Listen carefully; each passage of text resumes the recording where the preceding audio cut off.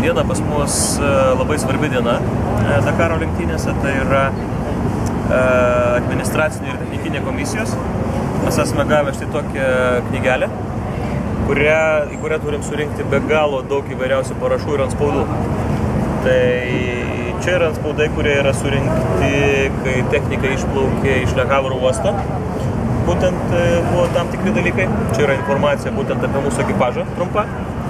Ir per šiandien dieną galima būtų pasižiūrėti, kiek mes pririnkom įvairiausių antspaudų. Iš tiesų tai yra įvairios tarnybos, medicina, administracinė komisija, įvairūs prietaisai ir daug viso. Netgi, pavyzdžiui, turėjome padaryti fotografijas ekipažui ir tai yra speciali žyma, kad mes ją esame atlikę.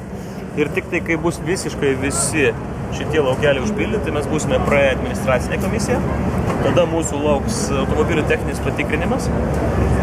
Iš tiesų labai daug komandų, dabar labai daug ir stipriai dirba tam, kad automobiliai atitiktų visus visiškai reikalavimus.